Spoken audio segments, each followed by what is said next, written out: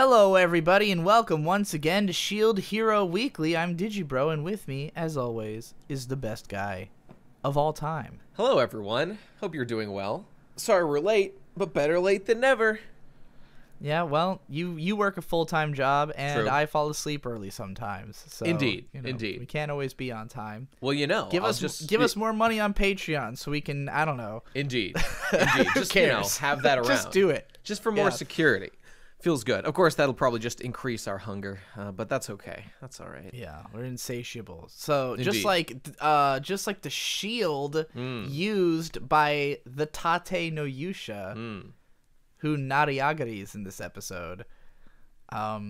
What'd you think of today's episode of Shield Hero? Pretty emotional one. Yes, I think I said this about the last one. Thinking back to last episode of The Raid, I liked it less the more I thought about it than my initial impression of being generally positive. But this one, I tried to keep, based on feedback, I am actually trying to do less referencing to the manga. I feel that there were some things that were not quite as great. But okay, I'm trying to do less of that. The point is, I did like the episode quite a bit. That was quite good. At least most of it. Most of it. I mean, it's kind of amazing because I remember, I think this is almost as far as I got in the manga. Like, this is the last thing I really remember happening, is everything in this episode. So, you know, this is why, like, when people were like, "Oh, spoilers!" in the first episode when we did our first one, I was like, "Guys, I've only read like 6 chapters. I think with this episode, nothing I say is a major spoiler." Yeah, that's true. That's true. We've covered most of the major spoilers now that this episode has passed, I think. Right. So that's good. That's a burden off our shoulders. Right. So, yeah, like, it's kind of incredible that like this show has always had like big events every episode. It's never felt like there was ever a waste of time or like an episode just went by and we didn't learn anything or have anything happen. Yep. You know, this episode had a couple of big reveals, which I guess we'll go through just one at a time. First one that comes into my head is the fact that the spoiler that we were most accosted for that I revealed that the one girl's the fucking princess. Yes. I think her name is actually Melty, and that it isn't mine. That was like a pseudonym. I'm not quite sure, but Melty the princess, that's her. Yep. So immediately upon learning this, our hero is like, okay, so I was being set up all along, which is understandable for him to think. Yeah. Right. And that was where, you know, it led me reading the manga to like further speculation, like, okay, the plot thickens, you know, why is this guy being set up? It's That's like a good question. I'm a fan of, I very famously hate mystery shows for the way that they string you along. But this show, what I like about it is that rather than like just raising a question, it's like it raises more questions through revealing answers. Like, it wasn't like we were constantly being fed. Like, we didn't know that there was, like, any reason to even think this woman had a more mysterious identity. We just thought it was some woman who fucked him over for some reason. But now that we know this, it's like, okay, this tells us more about the character, so we feel like we've gained something, but it also raises a greater mystery. Why is the princess and the king trying to fuck over the shield hero so badly? And I was going to say, insofar as this is a mystery, it successfully does what a story like that should do, in that situation of, I mean, he's in a situation where he is being discriminated against for reasons he does not understand, or, you know, like, he doesn't understand or know or anything like that.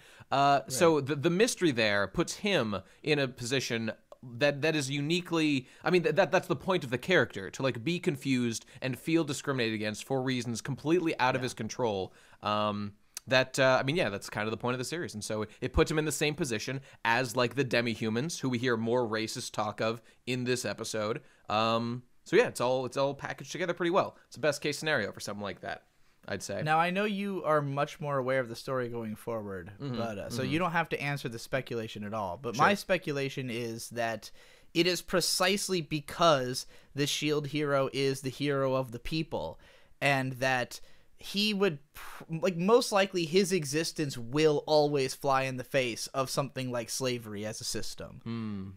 And, like, that the king and his reasoning for hating the shield hero is that it will ultimately, you know, cause problems for the power base of the kingdom. Like, this is a guy who could cause a proletariat uprising. You know? I won't comment. You know, actually, some people were saying in comments, like sort of what is the underlying point or the underlying reasons for that discrimination.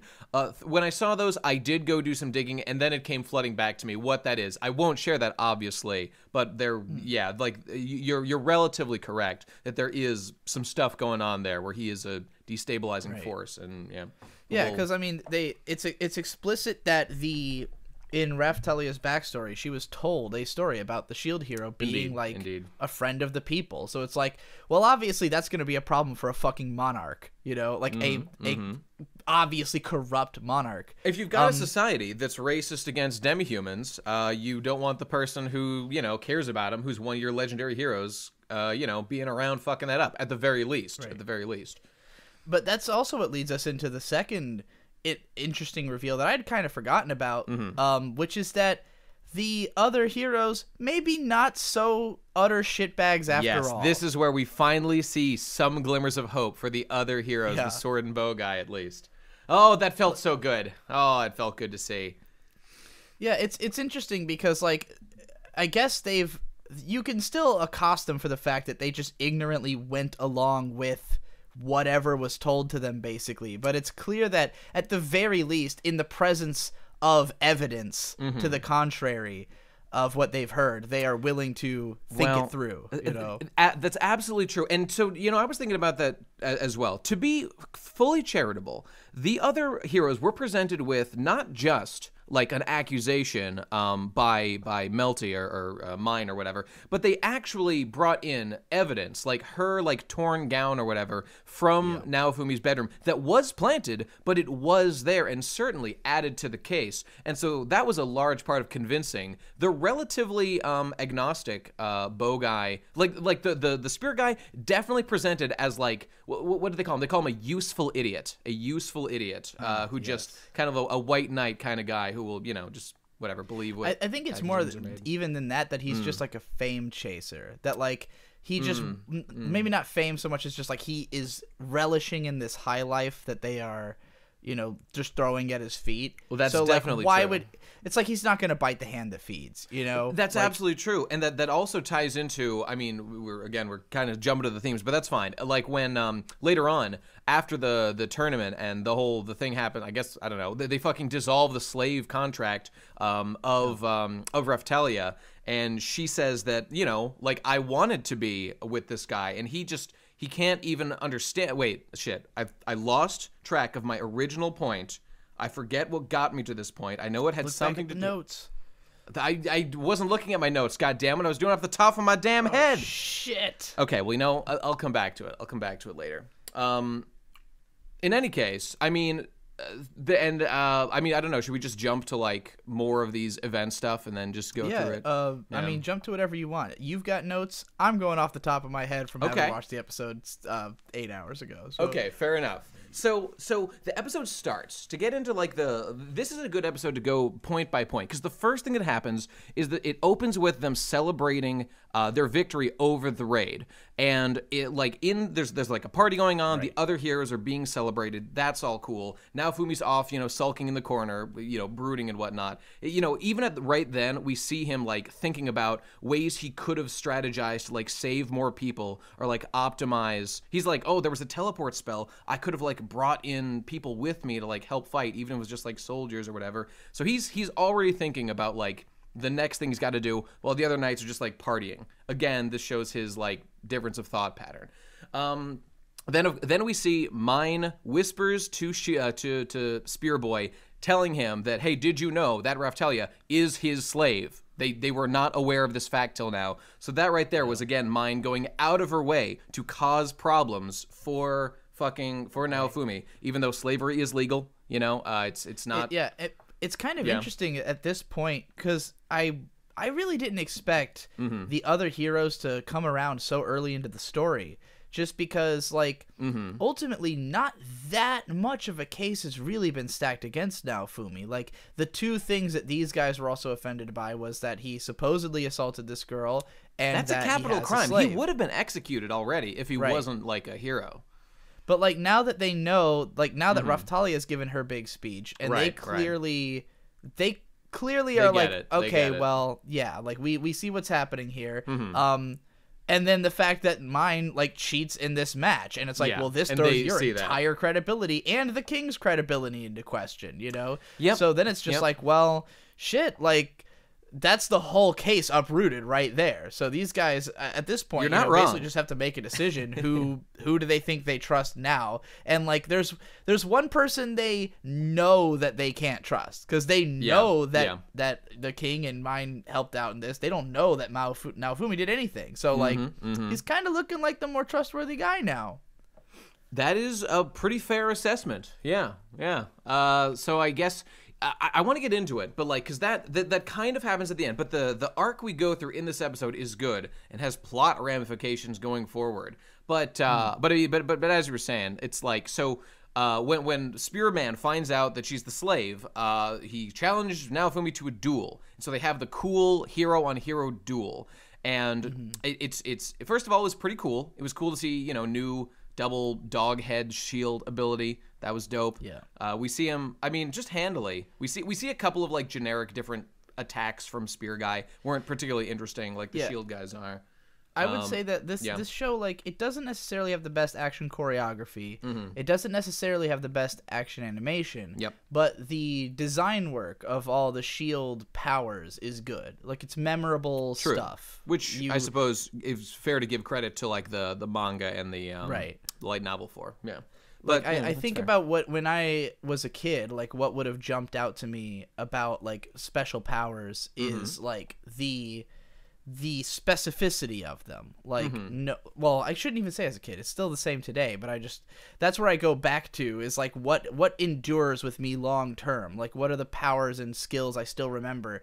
It's not so much like how they actually work in combat so much as like the unique aesthetic of like a cool sword and like what does its power do, and also it looks good, you know? I mean, like even in I shouldn't skip over it. It's sometimes tough to put myself back as if this was my first experience, but like I remember being super stoked because like he pulls out this double dog head shield, and of course thinking back, he must have unlocked that by killing that fucking double-headed dog thing with Raftalia like several episodes ago. And now, well, what the fuck do you know? It's its own little shield. What a cool way to like remember that event. We've got this constant building on things we've seen. Like all the old powers come back in this fight, and then there's new ones, but they're not out of nowhere. It feels like this has a logical basis, and then we have the unlocking of the curse path in this shield. Yes, which I assume it's kind of unclear at this point exactly what was going on with nothing Naofumi is shown. That he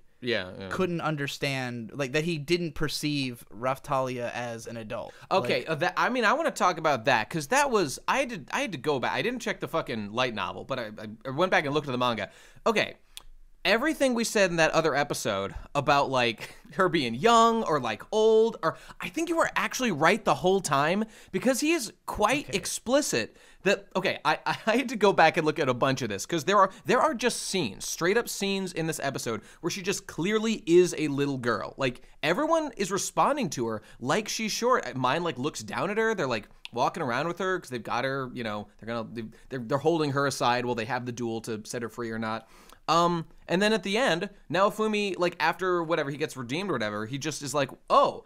Who are you? You're big all of a sudden. She was big at the beginning of the episode. The only part where I remember her being small was from his perspective. Is what I thought it was implying. Like he was looking at saw her like get the curse removed and then walk away, and like I had the impression that was supposed to be his sight, and they kind of made it like it was like the colors were all desaturated and stuff, and she was wearing her old clothes. So it's like he's not only has he thought she was a kid, but he's still perceiving her as how she was when he first pulled her out of the cage, which doesn't even make sense really, because how the fuck would he not have noticed her armor not showing up on her body? I know, it doesn't make sense. But okay, this ties into something else. This whole food metaphor, right, of like him not being able to taste any food ever since like his trauma in the first episode or whatever. that doesn't have any actual explanation for like why that happened. This isn't there's no log horizon like rules as to like food has no taste. That detail. I didn't notice that he couldn't taste. Yeah, I mean, he actually doesn't comment in this, but in previous episodes he has said as much, and in the manga they explain a little more, but not to bring that back in. But then at the end of the episode, after he's, been saved, the whole point of the narrative of this episode is that he goes through his dark moment. Raphtalia, even though having been freed from her slave curse, says, I will stand by you. Like, I won't betray you. Like, you can trust me. I'll be with you to the end because I care about you legitimately. I'm not just being forced to be here. I want to do this. When he feels trust, when he feels that someone is actually worthy of his trust, who he, really feels is on his side, that calms his darkness, that calms his rage, and he feels, I think, the first happiness since that first episode, first legitimate positive feelings. And then at the end of the episode, he's always wanted to hear from someone. Exactly. That's what he really wanted, that connection. And then at the end of the episode, he takes a bite of some food that she brings him, and he can now taste it. Okay, so there is no... And that brings us to my favorite anime trope of all time. Yeah? When a character takes a bite of a piece of food and cries immediately. He did do that. This happens... I don't know how many people are aware of this. Uh-huh. This happens hundreds of times in anime. It's like a massive trope, and I've always wanted to like try to document it, but it would just be such an undertaking. I can think of a few. Yeah. The most famous example is probably in Spirited Away, when Haku takes her out into the garden and gives her bread, and she starts eating and just bawling the big Ghibli tears. Ghibli tears. Yeah, and like it happens just all the time, and I don't know where it originates or like if it's a Japanese culture thing, if it's just like it was in like some famous thing and then everybody copied it, because I'm sure it was around before Spirited Away, but like it's just such a persistent trope, and I love it because I agree with it. Like I've had those feels, The crying specifically, I don't know what might have been the origin for that, but like I think back to my agonizing read through of the entirety of Fate Stay Night and all the cooking scenes, and it just makes me think that like those Japs sure do love to eat together and like hang out and have meals. And I'm like, maybe it's just like a togetherness thing. I think it's just that they think of eating as like particularly human. Yeah. Actually, this kind of happens with Sanji too. I was thinking of Sanji. In the backstory. Yeah, like I think it's just that they think of eating as such a like deeply humanistic experience that like that would be the moment when you're like at your most core and animalistic almost. It's like. And, like, eating good food can release emotions in you because of even just, like, chemical reasons, It's like, maybe they just think of it as, like, you take that bite and then it takes your guard down. That's also a thing in Naruto, in one of the early, chapter 2 of Naruto, he says that Sasuke only has his guard down when he's eating, and it makes me wonder if that's like just a Japanese idea that like when you're eating your guard is down. I don't even remember that, but fair enough, maybe. Because he tries to attack Sasuke in episode 2 and ends up kissing him on accident. Oh right, okay, fair enough. I do remember that. Jack's dick. But my point about that was just to say that. So that whole specifically in this case, there is no logical reason that we're aware of why he can't taste food and then suddenly does when he's had this emotional healing at the end of the episode. But that's fine. And I feel like the thing about Raphtalia is clearly an adult. There are weird hints that he doesn't perceive her that way, including more blatant ones in this episode, even though she definitely is. And in fact, she goes on to explain in this episode, I thought this was supposed to explain why he saw that, but she says here, no, when we're young, we demihumans, when we level up, we age. So, okay, that has nothing to do with this whole why he perceived her as young, except for perhaps that she just got old fast. I assume it's some kind of curse, because he starts to perceive her correctly after he unlocks the curse chain. It's like he sees her. It says like he sees the overlay that says like your seal over this slave has been broken. Yeah, and then he just buries his face, and then like it says curse tree unlocked, but he doesn't look up for 5 fucking minutes of episode, and then when he finally does look up, he sees her. So I just assume that moment is when whatever was fucking with him went away. Maybe they're gonna explain it in the next episode. Dude, I'm telling you, they won't. I don't like. There are scenes of him. Do they explain it in the manga? No, or the this novels? no, absolutely not. And I double checked Okay. in there to see if there's any further explanation as to what. Like, this is all we get in terms of what's going on here. I mean, I think it's equally nonsensical to the food thing. It's just a metaphor, and like, we get it. He doesn't perceive her as like, she's not like a real person to him, man. She's like, you know, just this tool, and it's only after he finally understands that she really cares for him that then he sees her as like the woman that she is now, dude. I mean, that's what I think. There's no confirmation. You said you didn't go all the way back to the light novel, right? I did not read the light novel for this if one. If anybody's read the light novels, please explain this to us. Yeah, let us know. You're probably already typing your comment, but please explain this to us in the comments, because I'm almost certain that I've read something about an explanation of this. Like, yeah. I thought it was just in the manga, but again, this is so many fucking years ago that I read this shit that I don't, right. I don't know what information I found out about it from so like there's a good chance that people were talking about the light novel there even at the time. Well, no What were you matter. about to say? I was just going to say, the good news is I think your cut section from the last episode or whatever, I think is at least somewhat vindicated. I think you were sort of on the right track, at least a little bit, more than I thought at least. Things are not as straightforward as I thought with this whole... The good news is we're past it now. We can put it in the rearview mirror. This should not be relevant ever again for the rest of the series, thank God. So there's some great emotional scenes in this episode. I was going to say that. This is I think... this I will definitely say this was the most punished that Naofumi has felt so far, and I truly got it. I think for the first time. I'm like almost concerned that this show will cause a school shooting. Yeah, I mean, I get it. I like get the it. moment when Naofumi, like when he like cracks and he says this world should just break, and like all the like purple swirls out of him, and you can hear the downward spiral in your brain, and you're just like, this is the moment when you kill everyone around you. Like, you're not wrong, but did you? That's the thing. But that you're absolutely right about that. But I mean, the point of the narrative, and as we see, it just takes a little bit of kindness. It takes one person.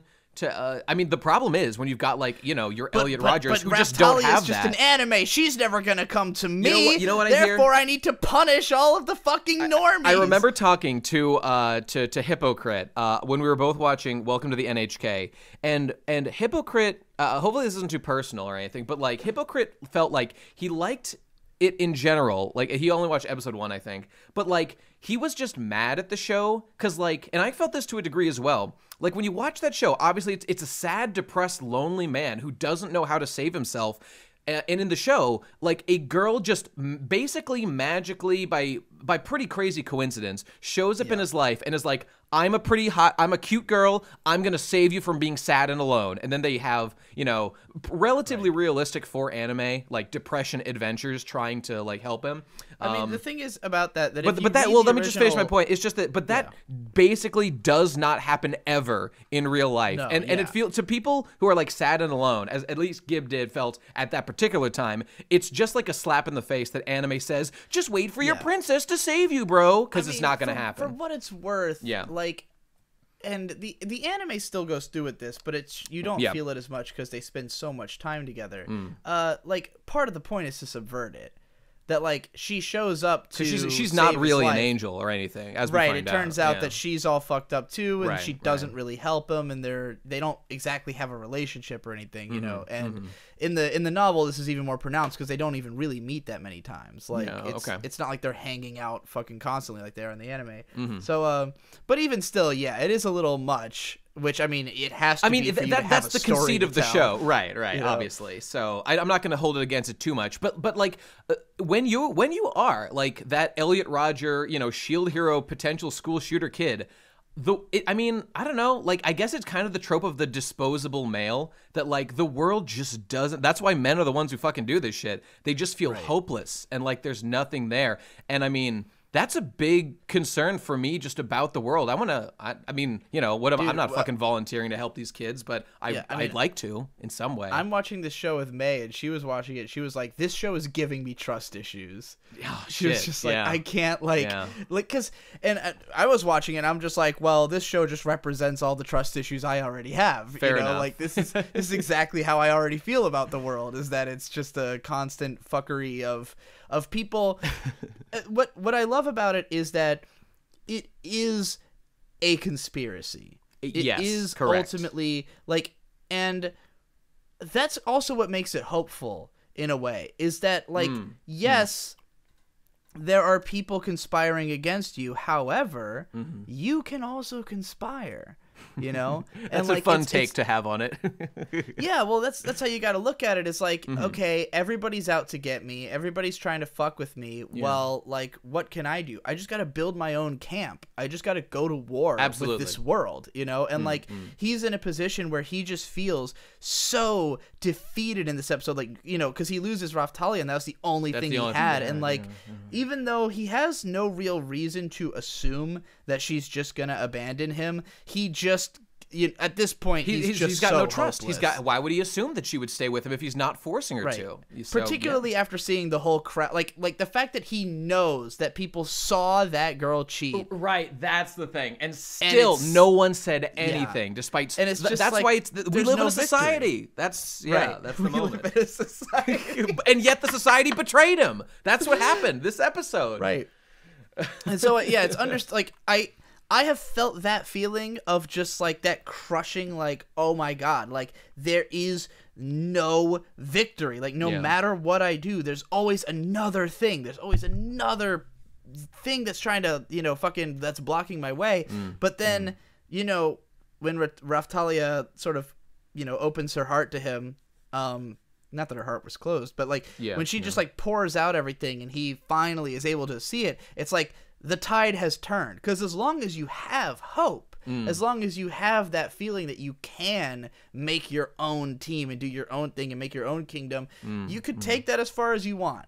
I mean, take that as far as you're comfortable with. You could become a fucking revolutionary if you really want to. Sure, or whatever you need to do, I guess. But I mean, that was the thing. It's like, even after, so he watches her, he loses the duel due to the cheating of mine. If that wasn't clear already for people who haven't watched the fucking show. Yeah. He enters this duel, he is winning. He is going to win. He is kicking ass despite being, I looked at it, he's like 22 levels below Shield Hero, or a Spear Hero. He still manages to win through trickery and genius and all that shit. He's fucking gonna win the day, and then mine, that fucking cheating whore, blasts him again, and he gets, lightning speared while his guard's down. And then they because he quote unquote lost the duel, they sever the slave seal on fucking Raftalia. And in that moment, and even though they like let her go, she runs to Naofumi and she's like, "Hey, I'm gonna stay with you." This was the most painful moment for me in this episode was when she was free to run to him and she's trying to come close to him, saying like, no, I still want to be with you. He himself is like, "No, do not touch me. You have betrayed me just by severing this connection, by being part of that. You have betrayed my trust. I don't want you here. I can't trust anyone." And even as she's saying the words, "I want to be with you. Like, I care about you. I trust you. You can trust me." He will not believe it. And that, I feel like, that is, I think, something that a lot of people really have in the real world. And that's the real shit going on here. The fact that she just keeps pushing through it. Like, I've seen other anime present this moment where that character bows their head and walks away. That's what makes a villain right there. That's what makes the difference sometimes between someone becoming a villain or staying a hero. It's somebody not willing to give up on them. And it's really heartwarming to see. It's a great fucking moment. These two characters are both so lovable because, like, in Naofumi's case, like, I felt for him, especially in this episode, because like, he came off as weak and pathetic. Watching him be like, the way he's like rejecting Raftalia's attempts to like, tell him like, "Hey, I do." It's like, if it weren't for the fact that she was so strong about it, then she would have been pushed away. Yep. But like, it just I felt that, I was like, as much as I would not be this guy, I completely believe it, like, go with all that he's been through, like, exactly, yeah. Considering all in such a short period of time, all these, like, you're a fucking neat living in your house, all of a sudden you meet some hot fantasy babes, betrayal. You meet other people, betrayal. Everyone hates you. You're the evil person in the world. You're trying to fight for them, and they still don't treat you with any respect. They call you a rapist. I can't even imagine. But it's very believable that Raftalia would not move on this issue, because it's like, in other shows, if it was just like two friends, let's say, you know, and one friend is pissed at the other friend and is like, oh, just leave me alone, you don't really trust me, that friend might walk away. But Raphtalia was, as she put it herself, a diseased slave on the verge of death. Indeed. Everything good in her life has come from this guy. That's why. So she's like, there's nowhere else I'm going to, like, I don't have another place to go. I don't have, like, there's nothing more important to me than this. Like, it shouldn't be undercut. You can tell me this 1,000 times, but, like, where am I going to go except for everything good that Raphtalia does for Naofumi and to Naofumi is a direct reciprocation of the basically love he's poured into caring for her and helping her. So he's just reaping what he's sowed. This is what when you put good things onto people, you know, obviously this is like the best case scenario, but they will be returned to you in when you fucking need them. And that's what, so it's not like this just like he buys a slave and oh, now she's his for life. It's not like that at all. She was free. She could have done anything. It's because he showed her the compassion and the love, and it just gets reciprocated, and it's beautiful. Another thing I love, Raphtalia, when she gets indignant at the spear hero, I love that they gave her so much dialogue. That like it's not just like she admonishes him, she gives like she cuts a promo on this dude. She does. Like, she does. And when she says straight up, she's like, if you were capable of what he is capable of, you would have slaves in your party. Like, okay, that line made me laugh. That line is funny, but like it's funny because of the fact that we have the context of knowing that Naofumi, like, he didn't come to her because he's some great benevolent man. He came to her out of desperation. However, like, nonetheless, you know, if there was a great benevolent man who recognized the state of things in this country, then yeah, they would have maybe done that. Like, they would have seen that there was this slavery problem, and they might have gone and said, well, fuck, I can do more for this person by enslaving them than I could by you know, by leaving them here. And like in Naofumi's case, he tries to tell her, like, look, I viewed you as just a tool. Like, I didn't, like, you're ascribing this noble purpose to what I've done, but it wasn't like that. I was just using you. And she's like, look, I mean, be that as it may, you are not that person currently. You've done all these things for me. Like, you did from the start. So, from the start, he cared for her and was kind to her. So he was never abusive, never and, you know, really a dick. This actually brings me to a pretty interesting thing. I was linked by this guy at Glass Paper on Twitter, made this for stuff or something. He linked an interview with the creator of Shield Bro, and it's got some interesting insight into like this stuff on Naofumi. So to get the creator's perspective on it, I forget what the pen name is. Oh, Aneko Usagi, right? And so one of the questions that was asked by this was by One Piece Books, the English publisher. They asked the question, like, Naofumi displays conflicting moral tones. He seems considerate yet often crass at the same time, to downright immoral as well, with his laissez-faire attitude towards slavery. Can you explain your intention by creating a character with rapidly wavering moral tones? And so the way he describes Naofumi, here, I'll just read it to you. It says, I think of Naofumi as being like a mirror. He responds to kindness with kindness and to evil with evil. Like a shard from a broken mirror, he has some pointy edges, but in the end, he's a sympathetic character who cares for others. As for purchasing a slave, he was forced to do it because of his situation. He needed help from others in a time and place where no one would help him. In the modern world, where people are moved and controlled by money, company employees have a lot in common with slaves. Okay, ignore that last line. That's fine and all. But he's just making a point. Yeah, it was funny that he would make that point. But like his point, he's just saying that, and this was affirming, and I appreciated this, that he's just saying that obviously everything we've said has been relatively accurate. Naofumi would never have done this stuff if he had any choice in the matter. It's just that he was placed in a situation where he had no other options, and he had to do this, not even for his own benefit, but like to do the fucking job that he's been forced to do against his will, or else, you know, everyone, including him, would face death. So, yeah, I don't know. I mean, maybe that was pretty obvious, but it's nice to hear it affirmed by the author himself or herself. I don't know. I still think it's a guy. That's where I'm putting my money. But yeah, it's pretty cool. Well, I don't have any other...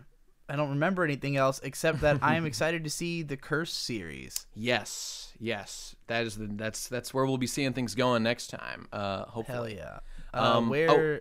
What you got any more notes?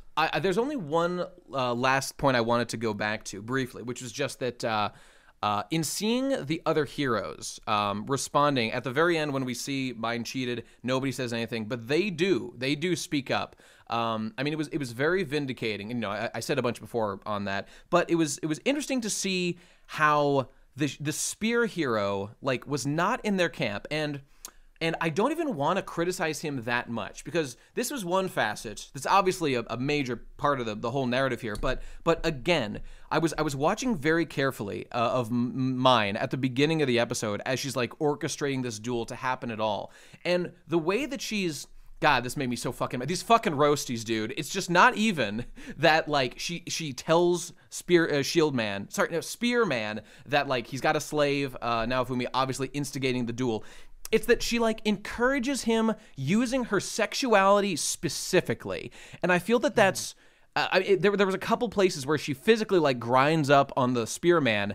And I feel that this is why I don't want to even be too hard on Spearman, because I feel like he's being deliberately manipulated. This is why I call him a useful idiot, by the weaponized femininity, the toxic femininity of not Mine. That it's okay to be that fucking stupid. But I mean, you know, like there's degrees here of like responsibility. Mine is obviously quite high, in league with the king, trying to make these things happen. This guy, I mean, his good nature is being a conspiracy behind what's happening. You know, absolutely, like, but he is not the guy who is behind any of this. Left to his own devices, none of this would have happened. Exactly. It's his.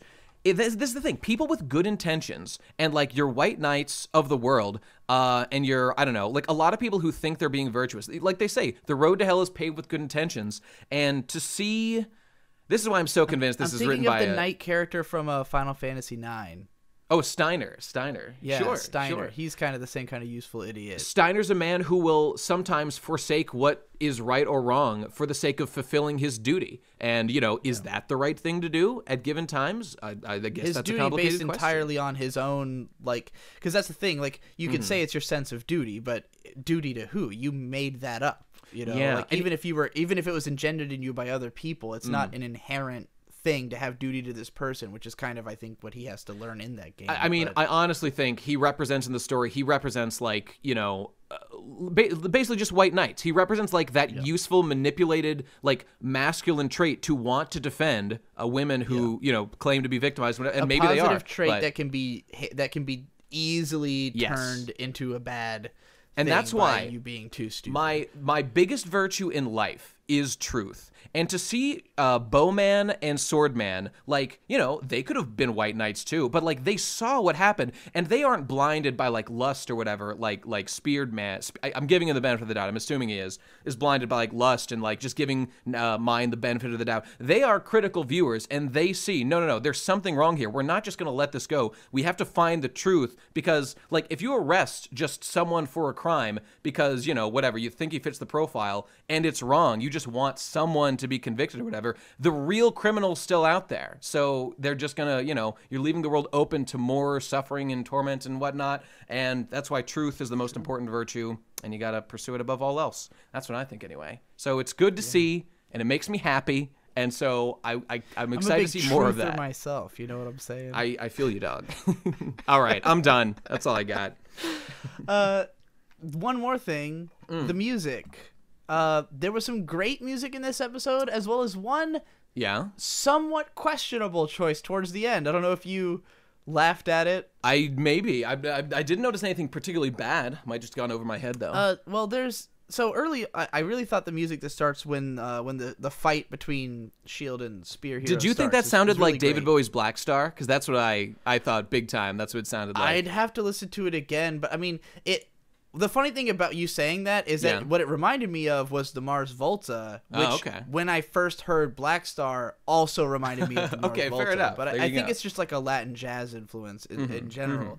It's dope. But like the song that plays during like the credits and like towards the end of the episode has some kind of hilarious English lyrics, like well sung, good song, but the lyrics were kind of hilarious. I totally missed it. Went over my head, I guess.